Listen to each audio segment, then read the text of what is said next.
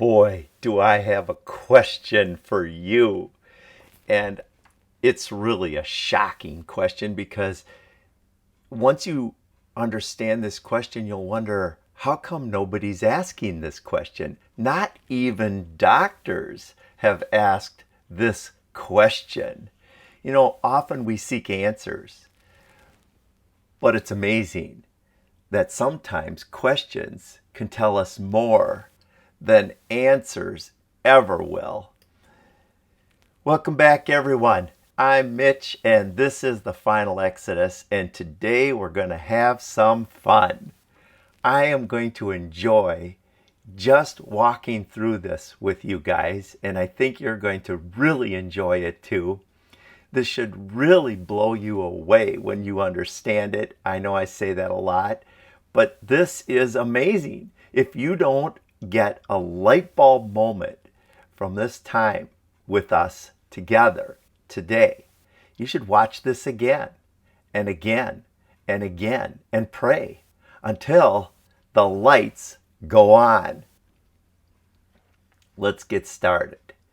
Today's meditation is called This Question Escapes Almost Everyone. Wow! Oh, it's so good. It's so good. But before I show you this question, I really have to prepare you so you will understand it. So I'm going to give you some background thinking just to get you ready. So, the first thing I want to tell you is that without this question, we are all subject to a strong delusion. I'm actually embracing the strong delusion these days. You might wonder, well, why would that be? Why would I embrace it? Well, take a look at 2 Thessalonians 2:11 with me. That says, "And for this cause God shall send them strong delusion, that they should believe a lie." He, the Lord God, the creator of heaven and earth, the one who is sovereign over all things, is sending a strong delusion? That just does not seem consistent with his character, does it? We're not going to go into that today, but I want you to comprehend this thought that there is a strong delusion, and it certainly is the sovereign one who sends it. So a strong delusion. Let's look at this word strong. I just really love this word. This word is missed by so many people. It's called energia in Greek. We get the English word energy. Strong delusion, an energizing delusion. So now let's look up the word delusion. Delusion comes from the Greek plane. It means fraudulence, a strain from orthodoxy. Deceit, to deceive. Delusion, error. An energizing delusion. So let's take a look here at the definition of delusion. Here's the word. It means, so a delusion is an unshakable belief in something untrue. These irrational beliefs defy normal reasoning and remain firm even when overwhelming proof is presented to dispute them. So I do not expect that everyone will grasp what I'm showing here today, because many are under a strong delusion and remain firm even when overwhelming proof is presented to dispute them. And we're watching that today unfold. And it's given me a sense of awe. Has it given you a sense of awe and wonder? Like, wow, how can this be? We are in a spiritual event. There are deluding spirits. So that even the doctors have not asked this question that I'm going to show you today.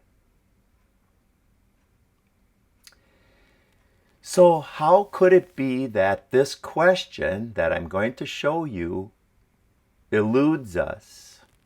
How could that be? Well, it has to do with vantage points and perceptions. So I have to help you a little bit with this concept that we are hardwired to believe certain things to be true without questioning them.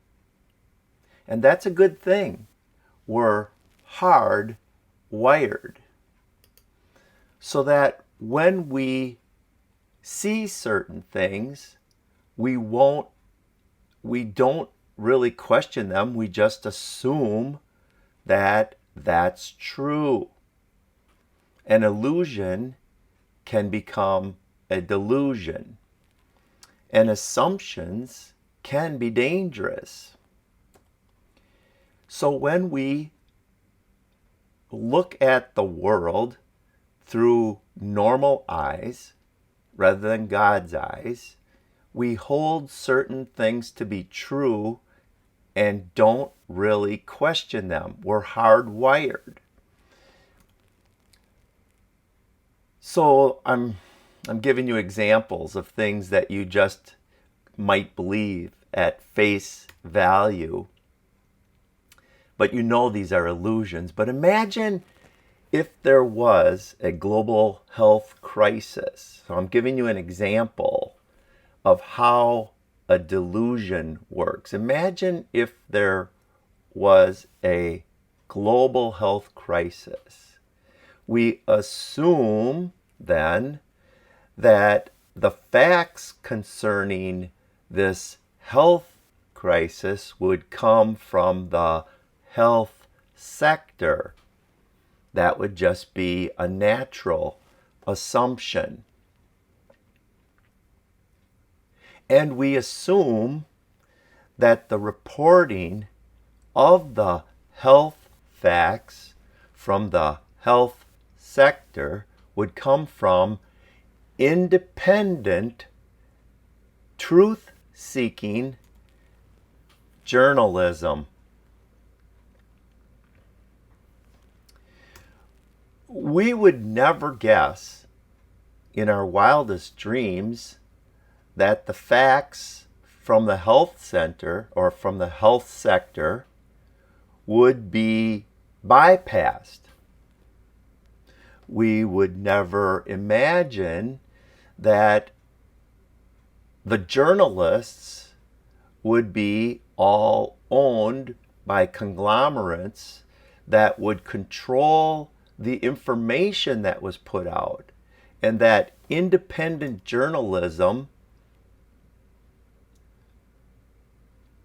would be taken out of the way. We would never assume that.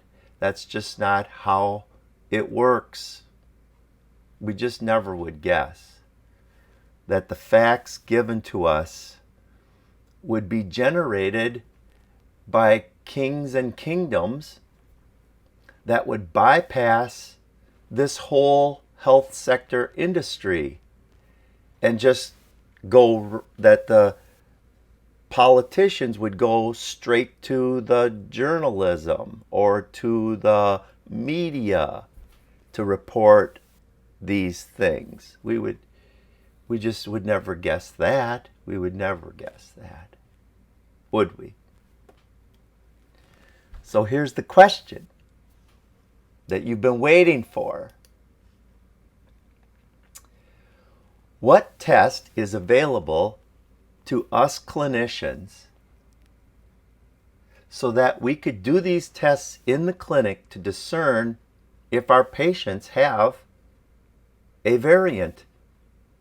What test throughout the world, all throughout the world, exists so that clinicians could discern if their patients have a variant? Even doctors haven't asked this question, because certainly a test exists, right? If a test didn't exist, where would you get these health-related facts? What would be the pool for this? How could we come to these conclusions if we didn't have any testing or ways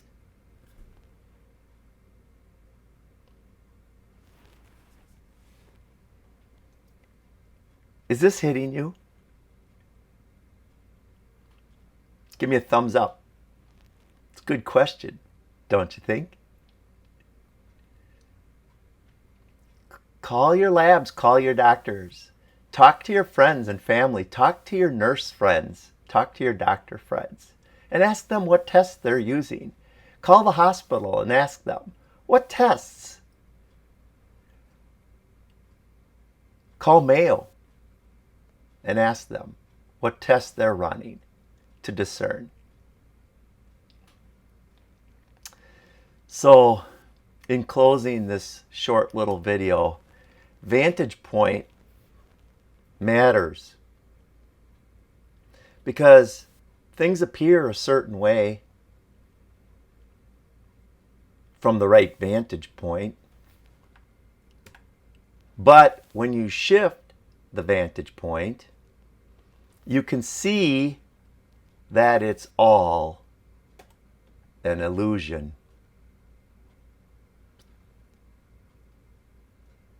It's amazing how easy it is to create an illusion. And the Lord God Almighty, the glory of God, is showing forth in His ability to stay sovereign, even in times of hardship. And just as the first chapter of Revelation says, first verse, first 5 words, the revelation of Jesus Christ. Many are keeping their eyes on the storm, but as strong people, I encourage us all to keep our eyes on the glory. Keep your eyes on the glory and ask Him for discernment, that you will be able to see from His perspective. And I will leave you with this verse, Ephesians 4:14, that we henceforth be no more children, tossed to and fro, and carried about with every wind of doctrine, by the sleight of men and cunning craftiness, whereby they lie in wait to deceive, to plano.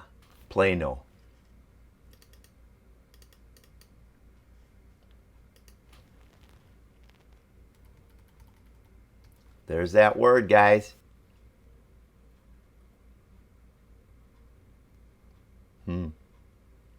Cool, huh? Did you enjoy this? Let me know and send it on. Let's help everyone who's strong. We stand between the congregation and the apostasy. Stand with me there, will you? And let's help the strong. God bless you guys. I'll see you soon.